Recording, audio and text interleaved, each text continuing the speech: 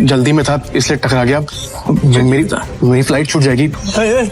मेरे होते हुए तू फ्लाइट में तो क्या 2 मिनट इस एयरपोर्ट पे भी नहीं टिक सकता। और उसका टिकट। तू होता कौन है मेरी टिकट फाड़ने वाला? एक एयरलाइन का मालिक बनके खुद को बहुत बड़ा आदमी समझने लगा ना, अगले 10 मिनट में तुझे बर्बाद कर दूंगा, समझा? हेलो, मेरी बात सुनो। प्रिय यात्रियों, यह सूचित किया जाता है कि प्राइम एयरलाइन की सेवाएं अस्थायी रूप से रोक दी गई हैं। इसके कारण होने वाली असुविधा के लिए हमें खेद है। मतलब ये कोई मामूली आदमी नहीं है, अरे ये बहुत रईस और पावरफुल आदमी है। सुनो, सॉरी, माफ कर दीजिए सर। सॉरी सर, ऑनेस्टली अगर मुझे पहले पता होता ना सर, तो मैं खुद आपके लिए एक जेट अरेंज करता। Please forgive me sir. आइंदा से ऐसी गलती नहीं होगी। अब एयरलाइन ही नहीं है तो गलती कैसे हो? Sir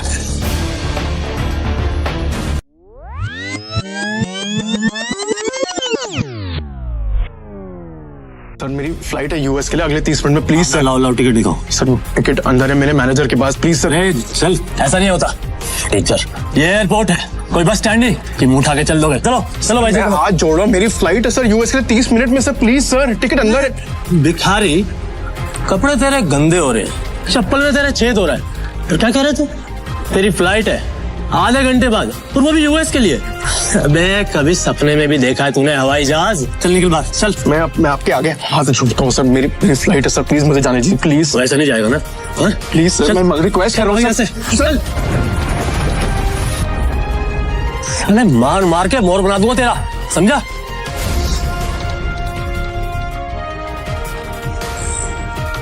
hello. तभी शिवम की पत्नी दृष्टि, जो शहर के सबसे अमीर खानदान से बिलोंग करती थी, अपने पति शिवम को सीआईएसएफ सिक्योरिटी गार्ड के आगे गिड़गिड़ाते हुए देख लिया। शिवम और दृष्टि सिर्फ नाम के पति पत्नी थे, क्योंकि इनकी शादी दृष्टि के दादाजी ने जबरदस्ती करवाई थी, जिसके बाद शिवम इनके घर में एक नौकर और घर जमाई बनकर रहने लगा।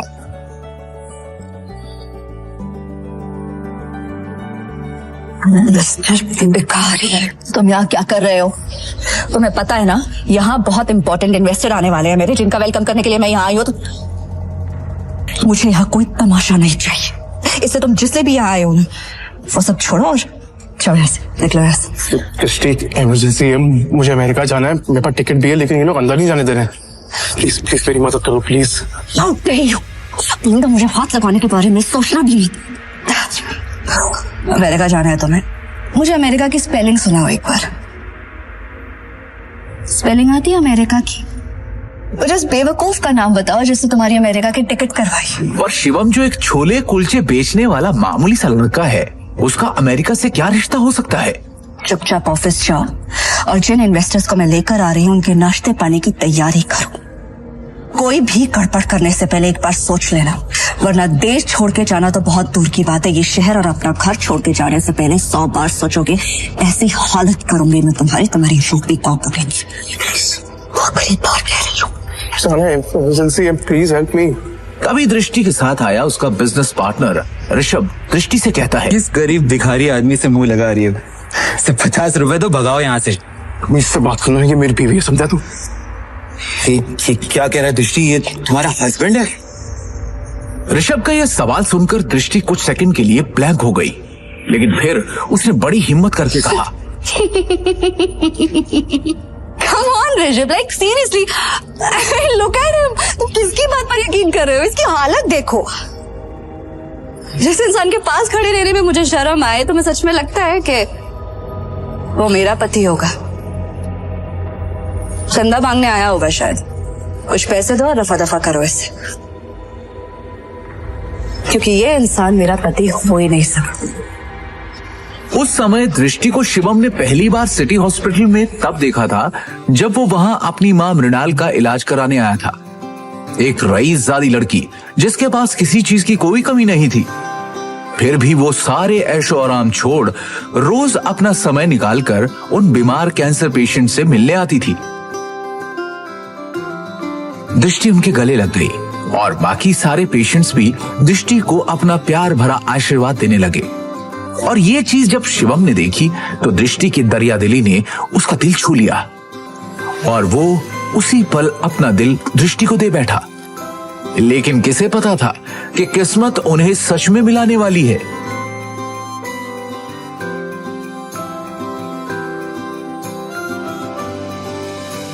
सुन लिया। अब इससे पहले कि मैं मार मार के तेरा मुंह तोड़ दूं, तो अपने आप यहां से निकल जा। शिवम अपनी किस्मत पर अंदर ही अंदर रो रहा था। वो यहां से निकलने ही वाला था कि तभी अचानक एक काले रंग की कार एयरपोर्ट के बाहर आकर रुकती है, जिसमें से शहर के बड़े बिजनेसमैन नितिन रायजादा निकलते हैं और उनकी नजर सीधे शिवम पर पड़ती है और वो शिवम को देखते ही उसकी ओर दौड़ते चले जाते हैं। मिस्टर शिवम, हाँ सर, आपने मुझे पहचाना? मिस्टर रायजादा को कौन नहीं जानता था। दृष्टि उन्हें देखते ही पहचान गई थी, पर उन्हें शिवम से बात करता देख दृष्टि और ऋषभ दोनों के होश उड़ गए। मिस्टर रायजादा जैसा बड़ा आदमी उस भिखारी को कैसे जानता है? मैं भी यही सोच रही हूँ। मिस्टर रायजादा ऑलमोस्ट 5,000 करोड़ की प्रॉपर्टी के मालिक है, तो फिर ये इस भिखारी से बात क्यों कर रहा है? आई एम श्योर उनका ड्राइवर रहा होगा। हेलो, आप जल्दी आइए, इमीडिएटली।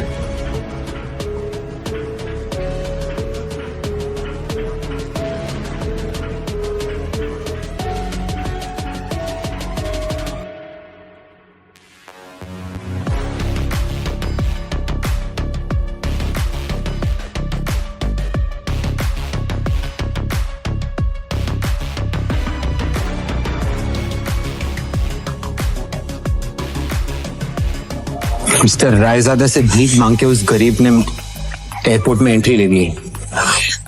पता नहीं वो एयरपोर्ट जाके क्या करेगा।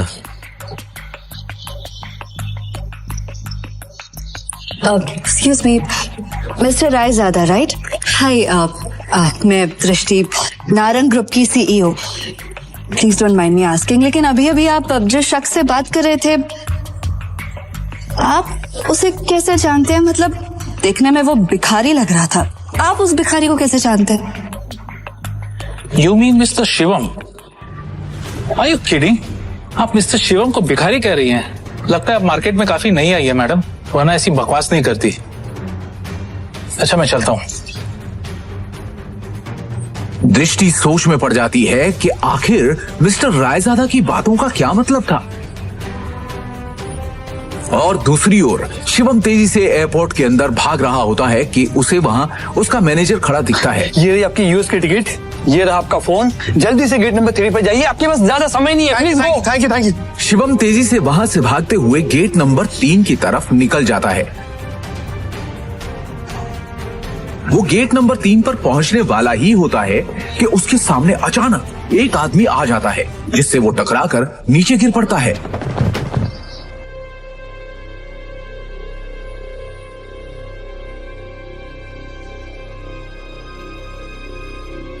सर आप ठीक है? अबे अंदर है क्या? हाँ, अबे एयरपोर्ट है ये, कॉलोनी का कोई पार्क नहीं है, समझा? और इस बेकारी को यहाँ पे अंदर घुसते किसने दिया? हाँ, जल्दी में था इसलिए टकरा गया। मेरी फ्लाइट छूट जाएगी, मुझे जाने दीजिए प्लीज। सॉरी। मेरे होते हुए तू फ्लाइट में तो क्या 2 मिनट इस एयरपोर्ट पे भी नहीं टिक सकता, समझा? तू जानता नहीं है किससे टकराया है तू, समझा? मेरे सर से टकरा तू जानता नहीं ये कौन है? ये प्राइम एयरलाइंस का मालिक है। सर मेरी फ्लाइट भी प्राइम एयरलाइंस की है, प्लीज मैं आपसे माफी मांग रहा हूँ। आज भी छोड़ दो प्लीज, कुछ इमरजेंसी प्लीज। इमरजेंसी है प्लीज। यस सर, मेरी टिकट। मैं भी देखता हूँ तू जैसा भिखारी मेरी एयरलाइंस में कैसा चढ़ता है, समझा ना? टिकट सर पीछा है, और टिकट इसकी। Bring him down. लो नीचे उसको। Stay there. समझा ना? और उसका टिकट।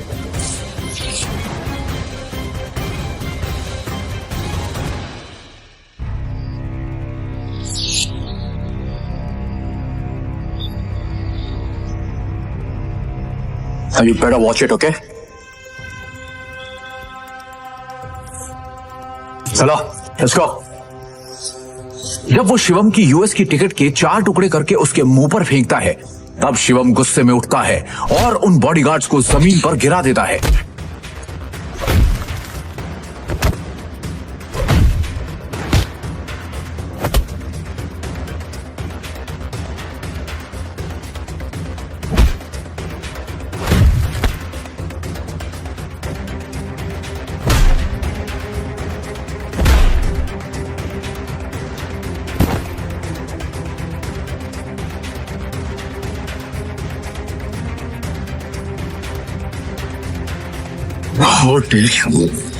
तू होता कौन है मेरी टिकट फाड़ने वाला? एक एयरलाइन का मालिक बनके खुद को बहुत बड़ा आदमी समझने लगा ना। 10 मिनट, अगले 10 मिनट में तुझे बर्बाद कर दूंगा, समझा? 10 मिनट में बर्बाद करेगा मुझे, वो तो करे ना तुझमें। चल मैं यही खड़ा हूं, दिखा क्या कर सकता है तू। रुको, बहुत देखे ऐसे। हेलो, मेरी बात सुनो, मैं यंग मास्टर बोल रहा हूँ।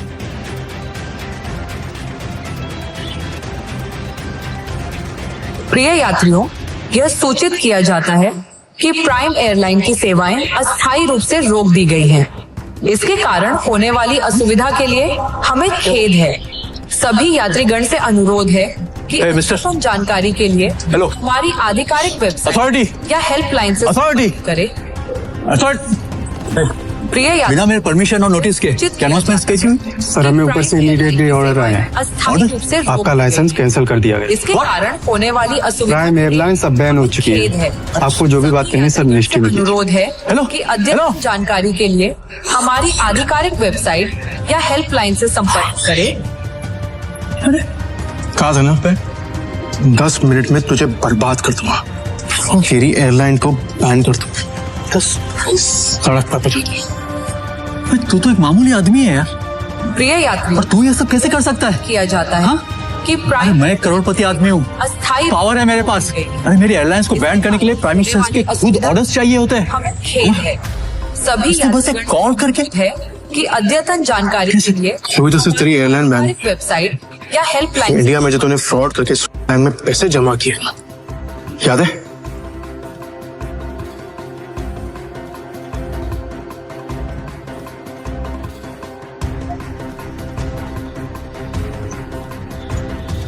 उसके लिए तुझे जेल भी भिजवा सकता, लेकिन अभी इमरजेंसी है, इसलिए इतने में ही छोड़ रहा हूं। मैं तेरे हाथ में कटोरा देके ना तुझे भीख मंगवाता।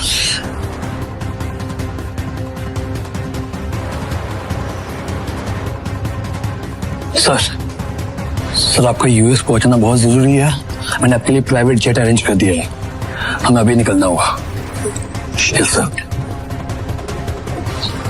Private jet?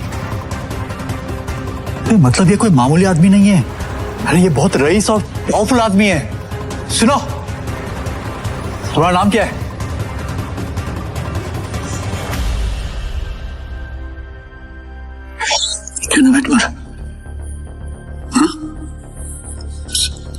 सॉरी माफ कर दीजिए सर, सॉरी सर। ऑनेस्टली अगर मुझे पहले पता होता ना सर, तो मैं खुद आपके लिए एक जेट अरेंज करता। Please please forgive me sir. आइंदा से ऐसी गलती नहीं होगी सर। अब एयरलाइन ही नहीं है तो गलती कैसे हो? Sir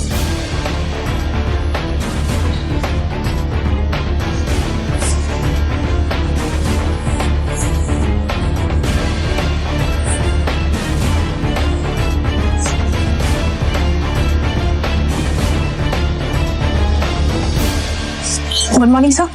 Morning. Sir, bag, please. It's all right. Sir, please give me. I'll keep it. Thank you.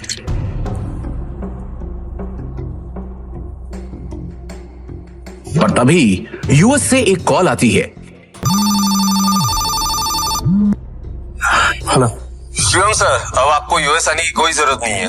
हमें डॉलर मिल चुका है और बड़े साहब अब खतरे से बाहर है। हम कल ही उन्हें लेके इंडिया आ रहे हैं। थैंक गॉड, मैं तो डर ही गया था। Keep me posted, okay?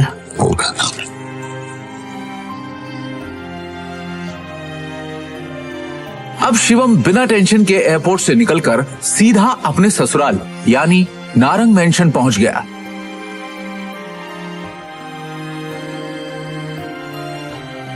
उधर रोज की तरह शिवम दुनिया से बेखबर अपनी ही धुन में हाथों में दृष्टि का लंच बैग और कानों में ईयरफोन्स लगाए ऑफिस आया। गुड मॉर्निंग मिसेस वर्मा, कैसी हैं आप? आज का दिन बहुत खूबसूरत है ना? Hello, how are you? You tension क्यों? तू सारा टाइम घर में वर्करूम की तरह काम करता रहेगा कि कभी न्यूज भी देखेगा? वो इतने बड़े बिजनेसमैन का दामाद है और तुझे बिल्कुल खबर नहीं बिजनेस की। सर क्या हुआ कि मुझे मालूम नहीं है। देखते सरकारी टेंडर्स ना मिलने से नारंग इंडस्ट्रीज को बड़ा झटका। वेंटिलेटर पे चल रही नारंग इंडस्ट्रीज को इस 200 करोड़ के टेंडर से बहुत उम्मीदें थी, लेकिन ये टेंडर चला गया कपूर इंडस्ट्रीज के पास। नारंग इंडस्ट्रीज और उसके गिरते हुए शेयर्स को कैसे बचाएगी दृष्टि नारंग? ऋषभ दृष्टि का बिजनेस पार्टनर था। वैसे तो उसे दृष्टि का जीवन साथी बनना था, लेकिन दृष्टि के दादाजी ने मरने से पहले जबरदस्ती दृष्टि की शादी एक सड़क छाप गरीब लड़के शिवम से करा दी थी, जो छोले कुलचे बेचता था। और फिर दृष्टि के दादाजी के गुजर जाने के बाद बिजनेस को संभालने के लिए दृष्टि के पिता अखिल नारंग ने बहुत कोशिश की, लेकिन वो कंपनी को संभाल नहीं सके। तनाव की वजह से उनकी तबीयत पर गहरा असर पड़ा, नुकसान बढ़ता जा रहा था, इसलिए दृष्टि को यह जिम्मेदारी उठानी पड़ी। हालांकि ऋषभ चाहता तो दृष्टि की ये समस्या अपने पापा के दोस्त मिस्टर नारायण से रिक्वेस्ट करके हल करवा सकता था, लेकिन दृष्टि से अपनी सगाई टूटने के बाद उसने फैसला किया कि वो कभी भी दृष्टि की मदद नहीं करेगा। दृष्टि बिल्कुल खामोश बैठी थी। वो हर हाल में इस कंपनी को बचाना चाहती थी। टेंडर ना मिलने की वजह से सारे इन्वेस्टर्स ने अपने हाथ खींच लिए। इनफैक्ट ये देखो, ये बैलेंस शीट, इसमें भी कुछ खास नहीं है। They don't have trust on us anymore. अगर ऐसा ही चलता रहा ना तो हमारी कंपनी दिवाला हो जाएगा। नहीं नहीं नहीं नहीं नहीं नहीं नहीं, no, this can not happen. I can't let this happen. ये कंपनी सिर्फ कंपनी नहीं है। दादाजी ने खून पसीने की मेहनत से नारंग ग्रुप ऑफ कंपनीज को खड़ा किया था और इसका परचम सिर्फ हमारे देश में नहीं बल्कि विदेश में भी लहरा रहा है। बहुत मेहनत से दादाजी ने इसे कामयाब बनाया है। हमारी एक गलती की वजह से या कुछ ना कर पाने की वजह से मैं दादाजी की पूरी मेहनत को मिट्टी में मिलने नहीं दे सकती। We have to do something. I can't lose this company. This is not the option. आप सब प्लीज कुछ कीजिए। आपको तो कोई आइडिया होगा ना, कोई सोल्यूशन होगा। Somebody just find a way. दृष्टि बेटा, तुम्हारे दादाजी के टाइम से हमारे कुछ वफादार एसोसिएट्स थे जिनके साथ हम बिजनेस करते थे, लेकिन उनके निधन के बाद ऋषभ के निर्देश पर हमने उनके साथ डील करना बंद कर दिया। अगर तुम कहो तो उनसे मर्जर की बात की जाए। राजा काका, दैट्स नॉट एन ऑप्शन है। और वैसे भी आज की खबर सुन के मुझे नहीं लगता कोई हमारे साथ मर्जर करेगा। Mohit, let's look at other options. Meanwhile, what can we do? Raja Mouli उर्फ राजा काका दृष्टि के दादाजी के पुराने वफादार थे, लेकिन आज वो सिर्फ नाम के कंपनी एडवाइजर थे। नारंग इंडस्ट्रीज और उसके गिरते। Hello, yes ma'am, yes ma'am, I get the files. अपने एक्सपर्ट से हम जानेंगे दिवालिया हो रही नारंग इंडस्ट्रीज का भविष्य। नारंग इंडस्ट्रीज और उसके गिरते हुए शेयर्स को कैसे बचाएगी दृष्टि नारंग?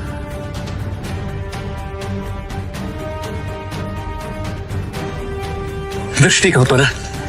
शिवम, तुम घर जाओ, मुझे तुरंत ये फाइल्स देनी है मैम। दृष्टि से मिलना बहुत जरूरी है। I need to meet her right now, please.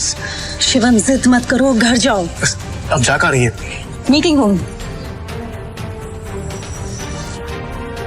तभी मिसेस वर्मा दरवाजा खटखटाकर एक्सेस कार्ड की मदद से अंदर चली जाती हैं और उनके पीछे पीछे शिवम भी अंदर घुस जाता है। शिवम को इस तरह देखकर सभी लोग हैरान हो जाते हैं। दृष्टि, इस प्रॉब्लम के बारे में कुछ बात करनी है जरूर है, प्लीज। शिवम, इस वक्त नहीं।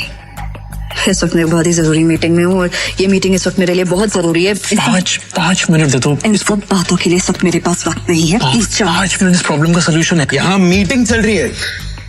मुंह उठा के आ गया साला फटीचर। और वैसे भी कंपनी के मैटर में तेरा कोई लेना, तेरी औकात क्या है? सबसे पहले तो इस आदमी को यहाँ से निकालो। इसकी वजह से सारी गड़बड़ है। सृष्टि अपनी डिसीजन खुद लो प्लीज। सिक्योरिटी से बाहर फेंको। सर मैं यहाँ संभाल लूंगी, आप मीटिंग में वापस जाइए प्लीज। छोड़ो इसे, छोड़ो। मैडम लेकिन सर ने इन्हें बाहर निकालने को कहा है। छोड़ो इसे, ये कोई चोर है क्या? ये दृष्टि मैम के पति हैं और नारंग इंडस्ट्रीज के घर जमाई। भूल गए क्या तुम लोग? Sorry. Thank you Mrs Verma. जितनी इज्जत आपसे मिलती है उतनी दृष्टि उसकी मॉम से भी नहीं मिलती।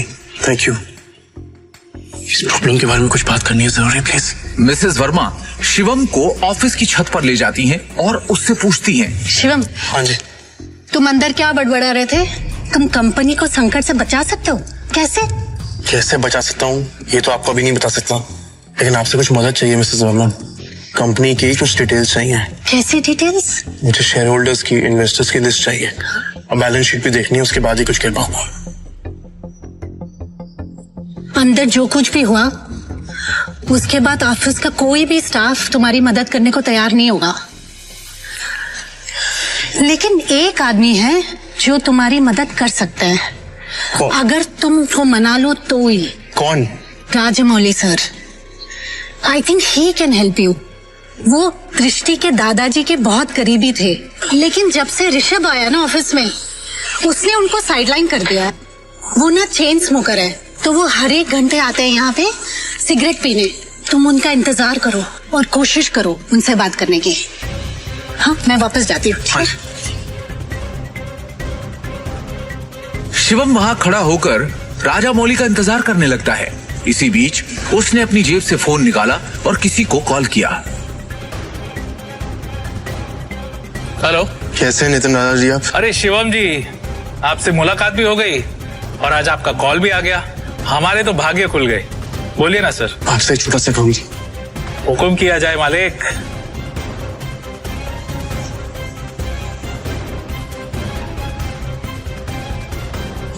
आप जल्दी से डिटेल्स बता करके मुझे कॉल कीजिए। रखता हूँ, बाय।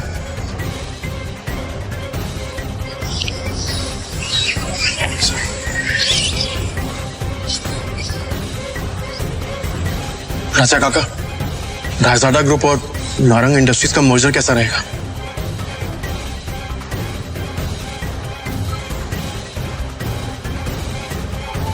रायजादा, तुम इनके बारे में कैसे जानते हो? ये तो हमारे पुराने बिजनेस एसोसिएट्स थे। तुम्हें क्या पता इनके बारे में? इसके बाद शिवम ने राजा काका को कुछ ऐसा बताया कि उसे सुनने के बाद उनके होश उड़ गए। उन्होंने अपनी सिगरेट वापस रखी और शिवम को अपने साथ कॉन्फ्रेंस रूम ले गए।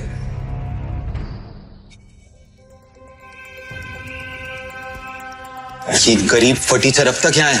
अपनी भाषा पर नियंत्रण रखो। दृष्टि बेटी, हमें शिवम की बात को सुनना चाहिए कि वो कहना क्या चाहता है। इसके पास एक योजना है। योजना? सड़क छाप। ये तुम्हारी उम्र है ना, उससे ज्यादा एक्सपीरियंस मुझे इस कंपनी में काम करने का हो चुका है। इस सब नोक झोंक के बीच दृष्टि गहरी सोच में थी। उसे अपने दादाजी की एक बात याद आ रही थी। दृष्टि बेटी, शिवम तुम्हारे लिए एक अच्छा जीवन साथी है और एक बात हमेशा याद रखना, जब भी तुम्हें या नारंग इंडस्ट्री पे कोई भी परेशानी आई तो शिवम ही तुम्हें उससे बाहर निकालेगा। आप कहना क्या चाहते हैं? इनफ। शांत हो जाइए आप सब, प्लीज प्लीज थोड़ी देर के लिए चुप हो जाइए। और ऋषभ तुम भी चुप रहो। भूलिए मत आप सब लोग, इस कंपनी की बॉस अब भी मैं हूं। डिसीजन मेकिंग पावर मेरे हाथ में है, होगा वही जो मेरा फैसला होगा। शिवम तुम कहो, तुम्हें क्या कहना है? हाँ शिवम जी, क्या बैठो। सबसे पहले मुझे कंपनी के शेयर होल्डर्स और इन्वेस्टर्स की लिस्ट चाहिए और बैलेंस शीट भी देखनी है, उसके बाद ही कुछ कह पाऊं। दृष्टि, ये बहुत ज्यादा हो रहा है। हम ऐसे ही किसी को अपनी कंपनी की डिटेल्स शेयर नहीं कर सकते। लैपटॉप दो सर। प्लीज चलो दृष्टि, तुम ये बात ऋषभ, भूलो मत तुम्हारी बॉस का पति है जिसके बारे में तुम ऐसे बात कर रहे हैं। अगली बार तमीज का इस्तेमाल जरूर करना। 2 साल में पहली बार शिवम ने दृष्टि को उसके लिए लड़ते हुए देखा। दृष्टि की बात सुनते ही उसका सीना चौड़ा हो गया। Shivam, you continue.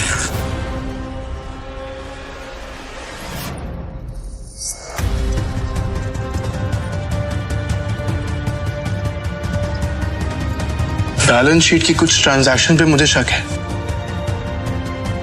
इन्वेस्टर्स जिस तरह कंपनी छोड़ के जा रहे हैं उसका भी एक पैटर्न है। कुछ तो गड़बड़ है यहाँ पे। अरे क्या बकवास कर रहा है, कुछ भी बोल रहा है यार। हवा में बात करना बंद करो और ये बताओ कि गिरते शहर को कैसे रोके। हमें हमारे कंपनी से सारे शेयर बाय करने होंगे, सिंपल है। अरे वाह, एकदम शानदार और नया आइडिया तुम्हारा। तुम्हें क्या लगता है? अरे इसे क्या लगता है कि हम लोग ने इस बारे में सोचा नहीं होगा? शांत हो जाओ। शिवम, फंड्स कहाँ हैं हमारे पास? 1 मिनट दो मुझे, बस 1 मिनट। इतना कहकर शिवम ने अपने फोन से एक नंबर मिलाया और उसके बाद जो उसने फोन पर कहा उसे सुनकर सबके होश उड़ गए। ऋषभ और मोहित की आंखें फटी की फटी रह गई। मिस्टर टोकस, मेरी बात ध्यान से सुनिएगा। सबसे पहली बात, राजाडा ग्रुप से नारंग इंडस्ट्रीज को फौरन 500 करोड़ ट्रांसफर कीजिए। दूसरी बात, राजाडा ग्रुप और नारंग इंडस्ट्रीज के बीच में मर्जर अनाउंस कीजिए। और हाँ, आखिरी बात, कपूर इंडस्ट्रीज के सारे शेयर खरीद लीजिए जल्दी। दृष्टि शिवम की इतनी बड़ी बड़ी बातें सुनकर हैरान थी। उसे यकीन ही नहीं हो रहा था कि उसका घर जमाई पति इतनी बड़ी कंपनी से उसकी नारंग इंडस्ट्री का मर्जर करवा रहा था। दृष्टि ने शिवम से कहा, शिवम, तुम हो कौन? ब्रेकिंग न्यूज, बड़ी खबर आ रही है इस वक्त हमारे पास। रायजादा ग्रुप ने नारंग इंडस्ट्रीज के साथ मर्जर की घोषणा कर दी है। इस खबर ने नारंग इंडस्ट्रीज को फर्श से अर्श तक पहुंचा दिया है। नारंग इंडस्ट्रीज के शेयर प्राइस ने वापस से रफ्तार पकड़ी है। नारंग इंडस्ट्रीज का दुनिया की सबसे बड़ी कंपनी रायजादा ग्रुप से जुड़ना काफी फायदेमंद साबित होगा।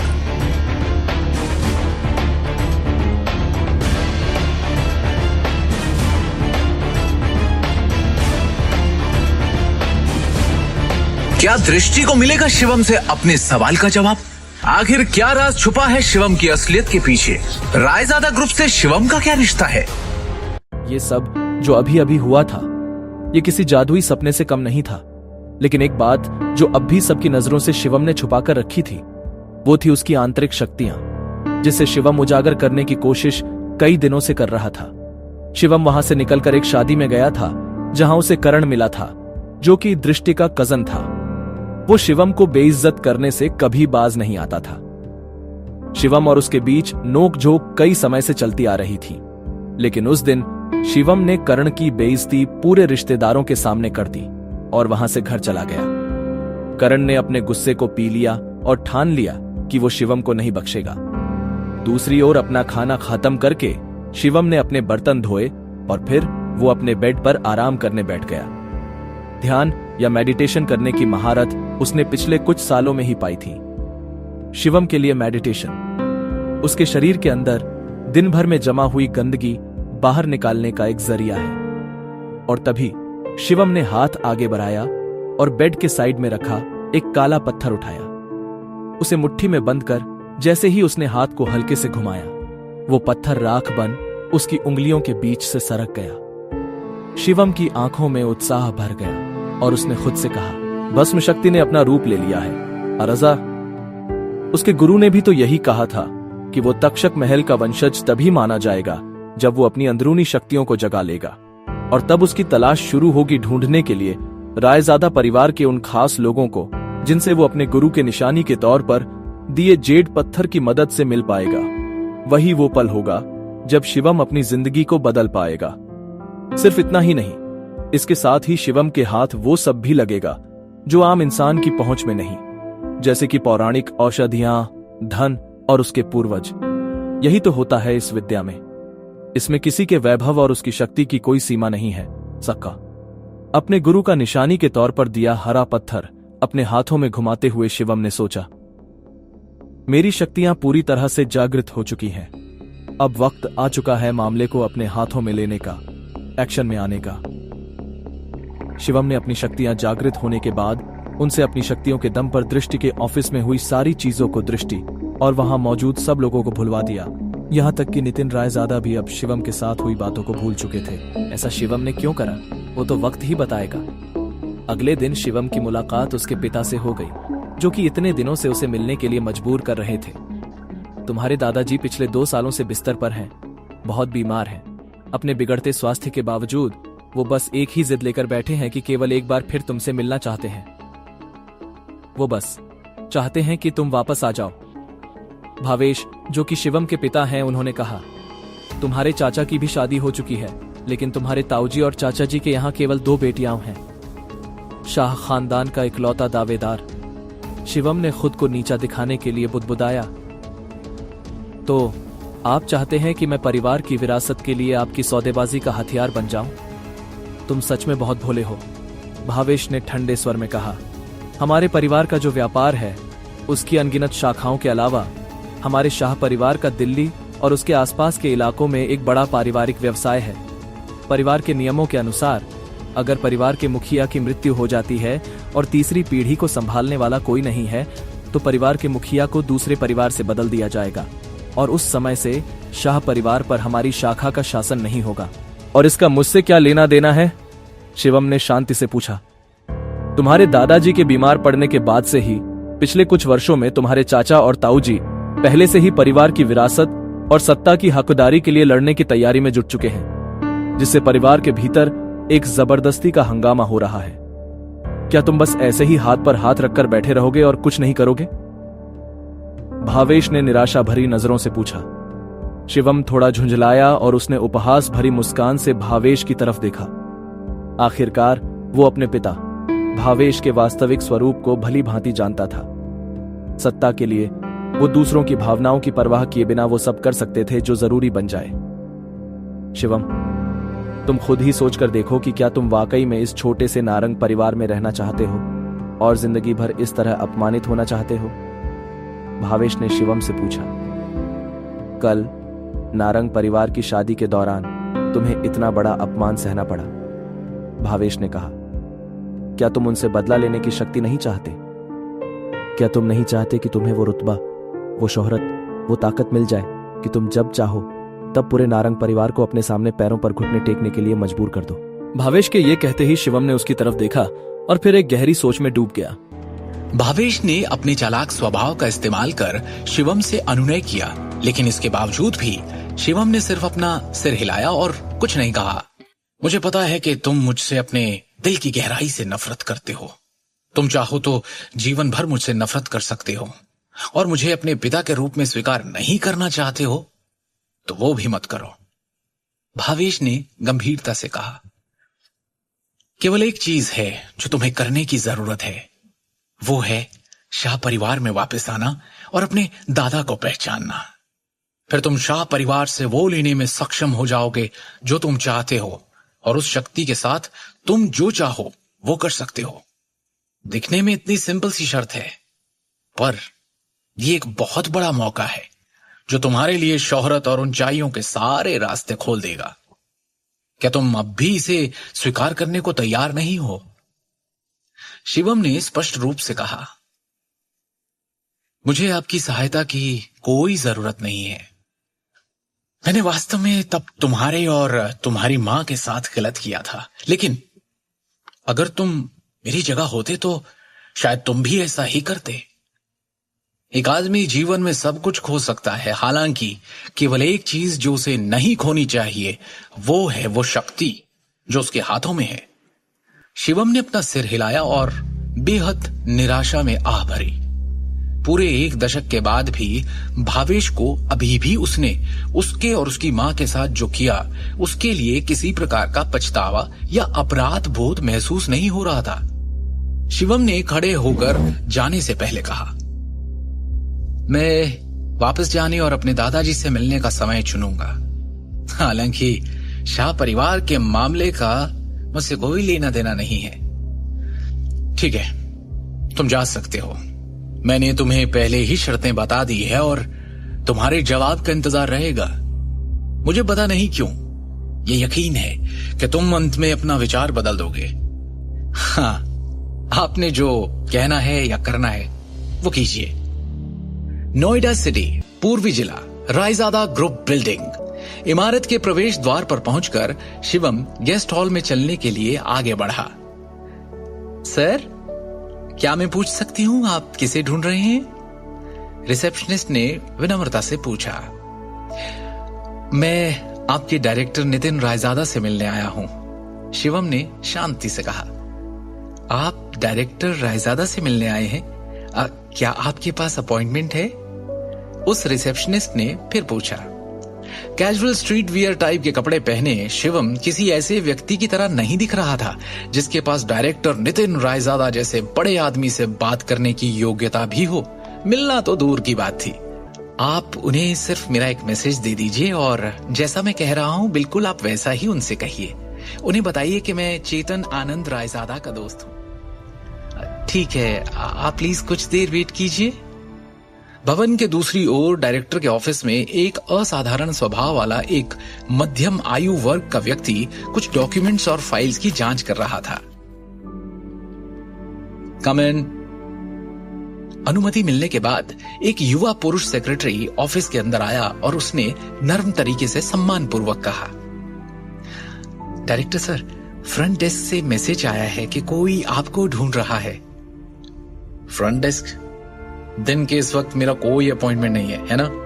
देखो, वो जो कोई भी है, मुझे नहीं, अपने लिए परेशानी ढूंढ रहा है शायद, और इसके लिए तुम्हें यहाँ आने और हर वो इंसान जो मुझसे यहाँ मिलने आए उसके बारे में मुझे बताने की जरूरत नहीं है, समझे? सर, वो एक्चुअली, सेक्रेटरी थोड़ा सा हिचकिचाया और फिर उसने कहा, सर, उस आदमी ने आपको एक मैसेज देने के लिए कहा है। उसने कहा है कि वो किसी चेतन आनंद रायजादा का दोस्त है। मुझे लगा शायद आपका कोई फैमिली मेंबर है या कोई रिश्तेदार जो आपको ढूंढते हुए आया है, इसीलिए सर मैं रिपोर्ट करने आ गया। चेतन आनंद रायजादा? और उसने गंभीरता से सेक्रेटरी को देखा। आखिरकार चेतन आनंद रायजादा उसके दादा और दिल्ली के मशहूर रायजादा परिवार के पितामह थे। पूरे शाही शहर में केवल रायजादा परिवार के प्रत्यक्ष वंशज ही अपने दादा के नाम का हिस्सा जानते थे। उनके पूरे नाम की तो बात ही छोड़ दें। कैसा दिखता है वो आदमी जो नीचे आया है? नितिन ने पूछा। सेक्रेटरी ने तुरंत जवाब दिया, यंग है सर, यही कोई 23-24 साल का होगा। उसे इसी वक्त पूरे सम्मान के साथ यहाँ मेरे ऑफिस में लेकर आओ। नितिन ने थोड़ा कंफ्यूज्ड स्टेट में सेक्रेटरी को ऑर्डर दिया। 5 मिनट बाद शिवम को सेक्रेटरी द्वारा 36वीं मंजिल पर डायरेक्टर के कार्यालय में लाया गया और जैसे ही शिवम ऑफिस के अंदर आया वो नितिन के सामने एकदम भरकर बैठ गया। उस अधेड़ उम्र के व्यक्ति जो उस कंपनी का डायरेक्टर है, उसने उसे गंभीर भाव से देखा।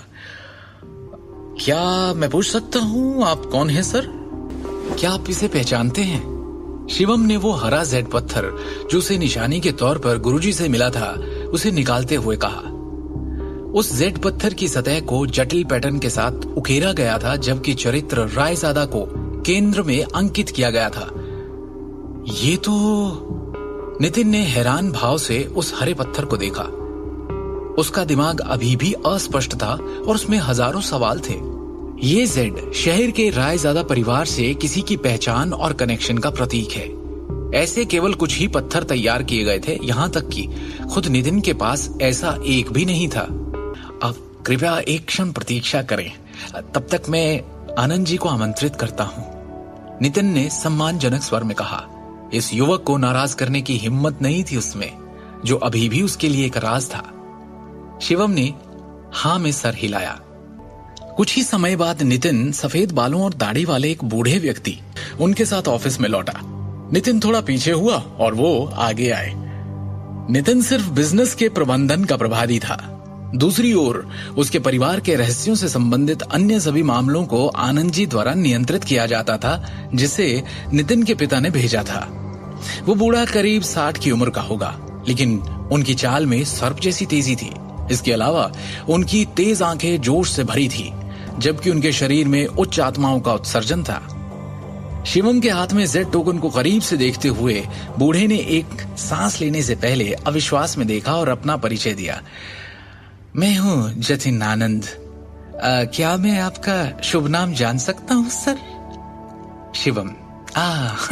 ब्रदर शिवम रायजादा ग्रुप के लिए जेड टोकन लाए हैं। मुझे माफ करें, लेकिन क्या मैं आपकी पहचान का परीक्षण कर सकता हूं? जरूर। शिवम ने हाँ में सिर हिलाया। जतिन को एक नजर देखते ही शिवम बता सकता था कि वो एक साधारण बूढ़ा आदमी नहीं था। इसे देखकर एक बात तो साफ थी कि जतिन आनंद तक्षक विद्या की दुनिया में एक विशेषज्ञ थे। जवाब में सिर हिलाने के बाद जतिन ने अचानक अपनी कलाई को हिलाया और एक जेड गेंद को रोल करते हुए फेंका, जो हवा में घूमती हुई तेजी से शिवम की ओर जा रही थी। अचानक हुए हमले के बावजूद शिवम ने तेजी से अपनी तरफ आती हुई उस जेड बॉल को नंगे हाथों से पकड़ लिया और अपनी सीट पर बैठ गया। और जैसे ही उसने अपनी मुट्ठी खोली, उसकी उंगलियों के बीच से जेड धूल का ढेर फिसलने लगा। इस अप्रत्याशित दृश्य को देखकर नितिन की आंखें चमक गई। जतिन आनंद की अभिव्यक्ति भी फीकी पड़ गई और वो खुद से बुदबुदाए, एक आंतरिक शक्ति विशेषज्ञ इतनी कम उम्र में? कहीं ये उस इंसान का वंशज तो नहीं? रायजादा परिवार के एक बुजुर्ग के रूप में वो प्राचीन तक्षक विद्या से संबंधित गांधी परिवार के रहस्यों के संपर्क में आए थे। इस प्रकार वो मोटे तौर पर शिवम की असली पहचान का अनुमान लगा सकते थे। जतिन आनंद ने झुककर सम्मान पूर्वक कहा, मैं रायजादा परिवार की तीसरी शाखा का बड़ा जतिन आनंद आपका अभिवादन करता हूं, महान Elder. Nitin Raizada great Elder का अभिवादन करता है, नितिन ने गंभीर स्वर में कहा। शिवम के हाथ में जेड टोकन रायजादा परिवार के महान बुजुर्ग की पहचान का प्रतिनिधित्व करता है। रायजादा परिवार के नियम बेहद सख्त थे और किसी को भी उनका अपमान करने की अनुमति नहीं थी। अपनी पहचान स्वीकार किए जाने के बाद शिवम ने थोड़ा सिर हिलाया। द ग्रेट एल्डर इस बार ईस्ट ब्रांच ग्रुप में आए हैं।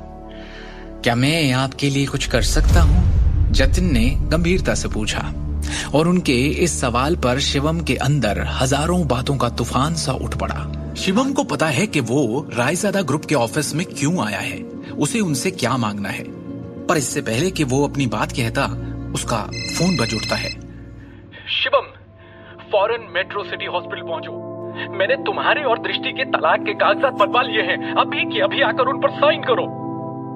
फोन की दूसरी ओर से दृष्टि की माँ सिमी ने चीखते हुए कहा, आप हॉस्पिटल में क्यों हैं? क्या चल रहा है मम्मी जी? शिवम ने गंभीरता से पूछा। दृष्टि के पापा फैक्ट्री में थे जब करण अचानक फैक्ट्री खरीदने आ गया। वहां कुछ ऐसा हुआ कि ये घायल हो गए। हॉस्पिटल में एडमिट करना पड़ा। करण और दृष्टि में भी बहस हुई और दृष्टि बेहोश हो गई। करण अब भी गुस्से में है। कर्ज के भुगतान के लिए जबरदस्ती हमारा घर बेचने पर तुला है। बस एक शर्त पर हमें बख्शने को तैयार है कि दृष्टि तुम्हें तलाक दे दे। हम ये सब और नहीं सह सकते। भगवान के लिए उसे तलाक दे दो। सिमी विनती करते हुए रो पड़ी। मैं वहां पहुंचता हूं, कहकर जैसे ही शिवम ने फोन रखा, उसका चेहरा भावहीन सा हो गया। दृष्टि बेहोश हो गई। शिवम की आंखों में ऐसा क्रोध उमड़ पड़ा जैसा आज तक कभी किसी ने नहीं देखा। उसने जतिन और नितिन की ओर देखते हुए शांति और अधिकार के साथ कहा, मैं चाहता हूं कि पूरी की पूरी नारंग एम्पायर दिवालिया हो जाए, वो भी एक दिन के अंदर। ग्रेट एल्डर, आपकी आज्ञा सर आंखों पर। नितिन रायजादा ने सम्मानपूर्वक उत्तर दिया। दिल्ली के सबसे बड़े मेट्रो सिटी हॉस्पिटल में शिवम जल्दी से कमरा नंबर 608 में पहुंचा। जानते हो ना क्यों हो रहा है ये सब हमारे साथ? क्योंकि तुमने करण के साथ बदतमीजी की। सिमी शिवम की ओर उंगली उठाकर गुस्से में बोलती जा रही थी। अरे क्या जरूरत थी? पंगा उसके साथ करने की सोची जाती है जो आपके बराबर की हैसियत का हो। तुम क्यों अपनी हैसियत भूल जाते हो बार बार? क्यों जलील किया करण को पार्टी में? इल्जामों की इस बौछार में भी शिवम चुप रहा। उसने बस अस्पताल के बिस्तर की ओर देखा। बिस्तर पर लेटे हुए उनके ससुर अखिल नारंग थे। आपको चोट कहां लगी? शिवम ने चिंतित स्वर में पूछा। घाव अंदरूनी है, घबराने की बात नहीं, अखिल ने दर्द भरी आवाज में कहा। शिवम की आंखों में अपने लिए चिंता देखकर दृष्टि बोल पड़ी। मैं ठीक हूं। पापा की मजदूरों से बहस हो गई, उन्हें पीटा गया। ये तो अच्छा हुआ किसी तरह उन्होंने अपना बचाव कर लिया। हालांकि शिवम का दिल गुस्से से भर गया था। उसने ये पूछने से पहले खुद को शांत किया। फैक्ट्री में एग्जैक्टली हुआ क्या था? दृष्टि इस बारे में बात नहीं करना चाहती थी। उसने बस एक भारी सांस भरी। पता नहीं करण को फैक्ट्री के लेनदारों के अधिकार कैसे मिले, या फिर वो कब कैसे सबसे बड़ा लेनदार बन गया। वो मजदूरों को फैक्ट्री की सारी मशीन तोड़ने फोड़ने के लिए उकसाने लगा। मैंने और दृष्टि ने उसे समझाने की कोशिश की, पर वो हंसता रहा हम पर। फैक्ट्री की सारी मशीन्स उठवा ली उसने। फैक्ट्री खत्म हो गई, घर भी जल्दी ध्वस्त हो जाएगा। बहुत निर्दयी हैं वो लोग, और हम क्यों उनका निशाना बने? सिर्फ तुम्हारी वजह से शिवम, सिर्फ तुम्हारी वजह से। बोला उसने कि वो तुम दोनों का तलाक चाहता है। मैंने तो हां कर दी है। अब तुम में थोड़ी शर्म है तो साइन कर दो इन पेपर्स पर। सिमी ने निर्दयता से कहा। बस करो सिमी। बिस्तर पर लेटे हुए अखिल ने गहरी आवाज में कहा। हर बात का दोष शिवम को देना बंद कर दो। ये सब जिसके कारण हो रहा है वो मैं हूं जो अपना परिवार संभालने में सक्षम नहीं है। वो मेरे भाई का बेटा है जो हमें हंसी का पात्र बनाने के लिए हमें बर्बाद करने पर तुला है। इस बार मैं अपनी बेटी की बात सुनूंगा। अगर सबसे खराब स्थिति आती है तो हम उसे घर और कारखाना दे देंगे और दिल्ली शहर से बाहर चले जाएंगे। कम से कम हमें उनके चेहरे तो नहीं देखने होंगे। ये सुन सिमी भी खामोशी में डूब गई। अरे वाह, पूरा परिवार एक साथ। शिवम, कमरे के बाहर से हंसी की आवाज आई। करण यहां भी आ गया। आपने मेरे सुझावों के बारे में क्या सोचा? पांचवी चाची, पांचवे अंकल? करण ने उन्हें और भड़काने के लिए उद्देश्यपूर्ण ढंग से अपने शब्दों को लंबा खींचा। अगर मैं आज आपके बचाव में नहीं दौड़ा होता तो वो वर्कर्स तो आपकी जान ही ले लेते, है कि नहीं? एक तो खुद तुमने ये सब करवाया और अब हीरो बनने आ गए हो। बंद करो ये ढोंग करण। करण की बातों से तंग आकर दृष्टि फट पड़ी। करण की चालाक अभिव्यक्ति उनमें से कोई बर्दाश्त नहीं कर पा रहा था। अरे यार, आप लोग दया के लायक हो ही नहीं। ऐसे लोगों को पता है क्या कहते हैं? थैंकलेस। करण ने आह भरते हुए कहा। मैं चाहता था कि अखिल अंकल के सारे कर्जे बाहर के बाहर निपट जाएं। क्या यह तरीका सही नहीं था उन्हें सेव करने का? मेरी जगह कोई और होता तो शायद आज ये जिंदा भी नहीं होते।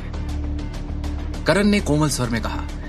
मैं तो बस मदद करने की कोशिश कर रहा हूं। मुंह बंद करो और दफा हो जाओ यहां से करण। दृष्टि गुस्से में कांपती हुई चिल्लाई। मैं दफा हो जाऊं? फिर ये मत कहना अखिल अंकल कि मैंने आपके परिवार को एक मौका नहीं दिया। अरे आपको तो एहसान मानना चाहिए, पर आप मानते नहीं। इसलिए मैं कल ही लेनदारों के अधिकार जारी कर दूंगा। बर्बाद हो जाएंगे आप सब। लोन शार्क्स तब तक आपके पीछे रहेंगे जब तक आप जिंदा हैं। क्या आप बकवास कर रहे हो? फैक्ट्री, घर और गहने गिरवी रखवा कर हम अपने सारे कर्जे चुका सकते हैं। क्यों पीछे पड़ेंगे लेनदार हमारे?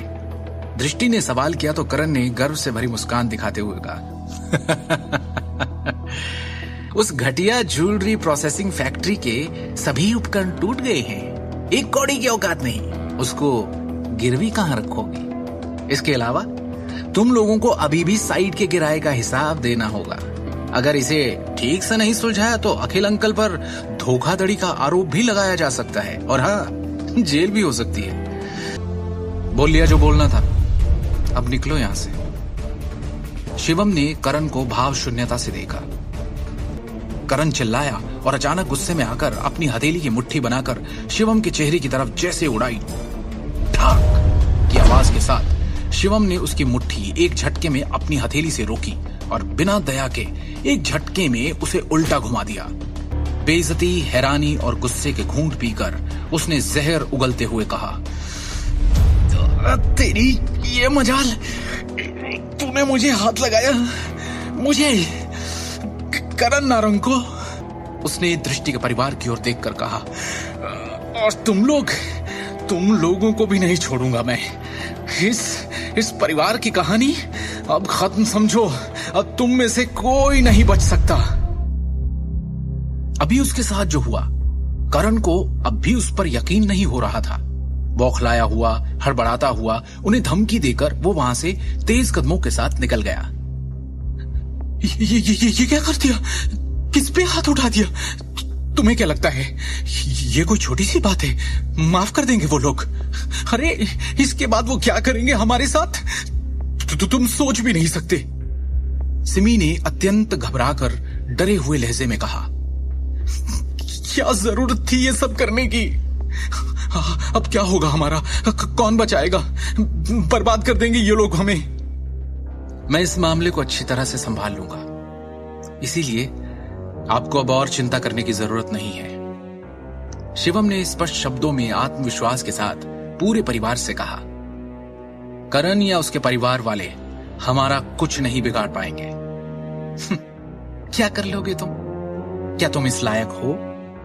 सिमी ने एक ठंडी मुस्कान के साथ व्यंग्यात्मक लहजे में कहा, तुम्हारी तो इतनी हैसियत भी नहीं कि उस समय शिवम ने सिमी की तरफ अपनी भावहीन निगाहें घुमाई और उसके शब्दों को चुप कर दिया।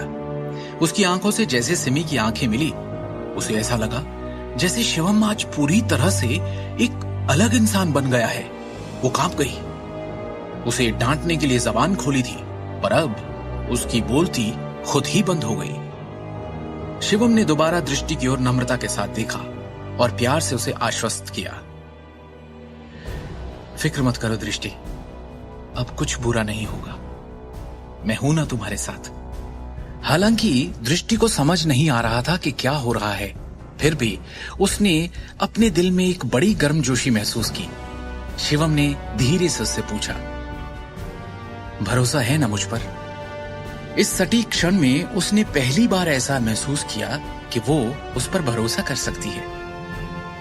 हाँ है, उसने कहा और जवाब में सिर हिलाया। शिवम के करण पर हाथ उठाने का क्या अंजाम भुगतेगा दृष्टि का परिवार, या फिर शिवम सच में उन्हें बचा लेगा? क्या अपनी तक्षक विद्या का इस्तेमाल करने के लिए ये शिवम का पहला मकसद होगा? क्या अब नारंग परिवार शिवम का अलग रूप देखेगा? नारंग ज्वेलरी ग्रुप की इमारत की हर मंजिल पर आज एक असामान्य उथल पुथल थी। कर्मचारियों में अफरा तफरी मची थी। क्या चल रहा है? कॉर्पोरेशन में इतनी अफरा तफरी क्यों है?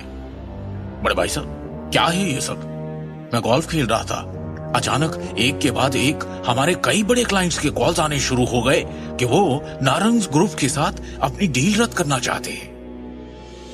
इसके सिवा और तो कोई वजह नहीं है कि हमारी कॉर्पोरेशन अचानक इस तरह से लड़खड़ा जाए। अचानक नारंग परिवार के सबसे बड़े भाई और नारंग ग्रुप के डायरेक्टर अमिताभ नारंग ने सभी का ध्यान अपनी ओर आकर्षित करने के लिए जोर से खांसी की। सब लोग बहस करना बंद करें, पहले बिजनेस की बातें करें। इस तरह की समस्या को हल करने का हमेशा एक तरीका होगा। अमिताभ नारंग के चेहरे पर आज अलग ही भाव थे। जब से उन्होंने नारंग ग्रुप के डायरेक्टर का पद संभाला, तब से कॉर्पोरेशन बिना किसी रुकावट, गिरावट या बिना किसी नुकसान के सुचारू रूप से चलती आ रही थी, क्योंकि इससे पहले कभी किसी ने ऐसी हिला देने वाली स्थिति का सामना नहीं किया था। जैसे ही बैठक कक्ष तुरंत शांत हुआ, सभी ने चिंतित भावों से अमिताभ नारंग को देखा और उनके बोलने का इंतजार करने लगे। डायरेक्टर सर, आपने जिन डेटा की कैलकुलेशन मांगी थी वो आ गई है। हमारे कितने बड़े और पुराने क्लाइंट्स ने आज के आज हमारे साथ कॉन्ट्रैक्ट खत्म कर लिया है, अब बताओ मुझे। डायरेक्टर सर, आंकड़ों के अनुसार हमारे नारंग ग्रुप के शेयर्स में आज 30% से अधिक की गिरावट आई है और पहले ही क्रैश हो चुके हैं। इससे छोटे शेयरधारक घबरा गए हैं और अपने शेयर्स तुरंत वापस लेने का अनुरोध कर रहे हैं। अब इसके अलावा 1 दर्जन से भी ज्यादा शहरों में हमारे ज्वेलरी के सेल्स चैनल आज काट दिए गए हैं और हमें हमारे सारे कॉन्ट्रैक्ट्स खत्म करने के लिए फोर्स किया गया है। इन सब के अलावा ईस्टर्न प्रांत की ज्वेलरी और उससे जुड़ी हुई 20 से भी ज्यादा कंपनीज, ज्वेलरी कॉमर्स एसोसिएशन और जनरल चैम्बर ऑफ कॉमर्स ने संयुक्त रूप से सार्वजनिक रूप से घोषणा की है कि वो हमारे नारंग ग्रुप का सहयोग नहीं करेंगे। अभी स्थिति ये है कि मार्केट में हमारे नारंग ग्रुप पर कोई भरोसा करने को तैयार नहीं है। अमिताभ नारंग का चेहरा ऐसे पीला पड़ गया जैसे उन्होंने कोई भूत देख लिया हो। उन्हें खुद अभी तक ये बात समझ नहीं आ रही थी कि उन्होंने किस ताकतवर शख्स को इतना नाराज कर दिया कि उसने पूरे के पूरे नारंग ग्रुप का दिवालिया निकाल दिया, वो भी एक दिन के अंदर। उन्होंने अजीत की तरफ देखा और पूछा, अजीत, क्या तुम इस समस्या का कोई समाधान लेकर आए हो? चिंता वाली बात यह है कि कोई स्पष्ट रूप से पर्दे के पीछे के तार खींच रहा है और हमारे ग्रुप को निशाना बना रहा है। हालांकि अजीत नारंग को भी समझ नहीं आ रहा था कि क्या किया जाए। उसका चेहरा राख हो गया था। अभी के लिए हमें तार खींचने के लिए जिम्मेदार व्यक्ति का पता लगाना चाहिए। हम तब तक देख सकते हैं कि क्या बातचीत के लिए अभी भी कोई जगह है। अजीत नारंग ने असहाय रूप से कहा। दोनों मुखिया समझ नहीं पा रहे थे कि उन्होंने किसे नाराज किया है। आखिर किसके पास एक दिन के अंदर नारंग ग्रुप को दिवालिया होने के कगार पर खड़ा करने की शक्ति थी। ये देखकर कि दोनों मुखिया भी बेबस थे, बैठक कक्ष और भी बेचैन हो गया क्योंकि शेयरधारक आगे की चर्चा में पड़ गए कि तभी कक्ष के दरवाजे पर दस्तक हुई और वो चश्मे वाली युवा महिला सेक्रेटरी फिर से अंदर आई। उसके चेहरे पर इस वक्त और भी ज्यादा परेशानी के भाव थे। महिला सेक्रेटरी ने गंभीर लहजे में कहा, वाइस चेयरमैन, किसी ने हमें अभी फोन किया है। वो रायजादा ग्रुप के सेक्रेटरी विक्रम टोकस हैं। इस बार वो आपसे नारंग ग्रुप के मामलों पर कुछ बात करना चाहते हैं। मुझसे बात करना चाहते हैं? अजीत नारंग ने असमंजस में उत्तर दिया। वहां मौजूद सभी लोग हैरान हो गए। आखिर क्या उस व्यक्ति को पहले एग्जीक्यूटिव डायरेक्टर सबसे बड़े भाई की तलाश नहीं करनी चाहिए? वो तीसरे भाई की तलाश क्यों करेंगे? कहीं ऐसा तो नहीं? इस वक्त सम्मेलन कक्ष में बैठे सभी लोग ये अनुमान लगा सकते हैं कि वो आदमी बड़े भाई से न मिलकर तीसरे भाई से मिलने क्यों आया होगा, क्योंकि सभी की संदेह भरी निगाहें अजीत नारंग पर जा टिकी थी। अजीत, क्या इस मामले का तुमसे कोई लेना देना है? क्या तुमने किसी भी तरह से रायजादा ग्रुप को ठेस पहुंचाई है? क्या मजाक है? आखिर नारंग ग्रुप का कोई भी शख्स रायजादा ग्रुप जैसे ताकतवर बिजनेस टाइकून से टकराने की हिम्मत कैसे कर सकता है? रायजादा ग्रुप के एक इशारे पर सारा नारंग ग्रुप एक चुटकी में दिवालिया हो जाएगा। तो फिर मैं कैसे? अजीत नारंग ने जल्दी से उनके साथ सभी संबंधों से इनकार कर दिया। हम जल्दी ही पता लगा लेंगे। आप फोन उठाओ और स्पीकर चालू करो। देखते हैं रायजादा ग्रुप का क्या कहना है। अमिताभ नारंग ने ठंडे स्वर में कहा। इस समय अजीत नारंग काफी दबाव में था। बिना किसी विकल्प के उसने सभी शेयरधारकों के सामने सेक्रेटरी विक्रम टोकस का फोन उठाया। क्या आप अजीत नारंग हैं? फोन के दूसरी छोर पर सेक्रेटरी विक्रम टोकस की आवाज बहुत ठंडी थी। हाँ mister Tokas, good morning. Ajit Narang ने विनम्रता से जवाब दिया। 1 घंटे बाद हम एक बड़ी मीटिंग बुलाएंगे। इसके लिए प्लीज नारंग ग्रुप के सारे मैनेजमेंट को फौरन सूचित कर दीजिए। हमारा रायजादा ग्रुप आपकी कंपनी के एक्विजिशन यानी अधिग्रहण के बारे में बात करने के लिए आएगा। अपने बेटे करण नारंग को मीटिंग में बुलाना मत भूलिएगा। विक्रम ने कहा। जी बिल्कुल, अजीत ने तुरंत उत्तर दिया, क्योंकि वो विक्रम टोकस को अपमानित करने की जरूरत नहीं कर सकता था। फोन की एक बीप के साथ विक्रम ने आखिरकार कॉल काट दिया। अजीत नारंग, उसका चेहरा पीला पड़ गया। अपने बेटे का नाम सुनने के बाद उसे एक बड़ी बेचैनी महसूस हुई। कॉल खत्म होने के बाद वहां मौजूद सभी शेयरधारकों ने अजीत नारंग को और भी अधिक शत्रुता और संदेह की दृष्टि से देखा। चूंकि मामला अर्जेंट है, हम एक बार में ही बैठक बुलाएंगे। कंपनी के पूरे मैनेजमेंट को सूचित किया जाए और रायजादा परिवार के लोगों के आने का इंतजार करें। अमिताभ नारंग ने गंभीर स्वर में कहा। 3 घंटे बीत गए। बैठक कक्ष में माहौल बेहद तनावपूर्ण हो गया था, क्योंकि सभी घबरा कर इंतजार कर रहे थे। मिस्टर नारंग, क्या हमें फोन नहीं करना चाहिए? वो आ भी रहे हैं कि नहीं? शेयर धारकों में से एक से अब इंतजार नहीं हो रहा था। अनुभव था ही इतना कष्टदायक। हम केवल इंतजार कर सकते हैं। आखिरकार हमारे ग्रुप की जीवन रेखा पहले से ही रायजादा परिवार के हाथों में है, अमिताभ ने गंभीरता से कहा। इसी दौरान एक युवक अचानक अपनी बिजनेस टीम और 2 अन्य वकीलों के साथ बैठक में चला गया। सब लोग मुझे अपना परिचय दें।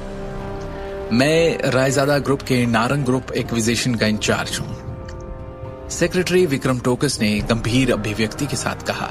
और हां, मैं नारंग ज्वेलरी ग्रुप का नया चेयरमैन भी हूं। डायरेक्टर अमिताभ नारंग की जगह कॉरपोरेशन के मामले अब मैं संभालूंगा। इतना कहने के बाद सेक्रेटरी टोकस ने चेयरमैन की कुर्सी खोल दी और बोल्ड अंदाज में बैठ गया। भवानी नारंग के निधन के बाद से नारंग ग्रुप के चेयरमैन का पद खाली था। यहां तक कि अमिताभ और अजीत नारंग ने भी खुद को डायरेक्टर के पद तक ही रखा। ये नजारा देखकर नारंग परिवार के सभी सदस्यों के चेहरे पर घृणा आ गई और वो चुप रहे, क्योंकि वो रायजादा ग्रुप को नाराज नहीं करना चाहते। सेक्रेटरी टोकस परिवार के सभी लोगों के हाव भाव देखकर मुस्कुराया और बोला, आगे बढ़ने से पहले ऐसा लगता है आप सब में काफी लोगों की समझ में नहीं आया कि अभी स्थिति एग्जैक्टली है क्या। इस समय मेरे हाथों में नारंग की ज्वेलरी ग्रुप के 55% शेयर हैं। इसके अलावा मैं मैनेजमेंट के तहत 20 ज्वेलरी फैक्ट्रीज और 30 आभूषण फ्लैगशिप स्टोर्स के कंट्रोल में हूं। मेरा मानना है कि अगर मैं चेयरमैन का पद लेता हूं तो किसी को आपत्ति नहीं होगी, है ना? टोकस के ये शब्द एक ढोल की तरह लग रहे थे जो सभी के मन में गहराई से उतर गए, जिससे वो चुप हो गए।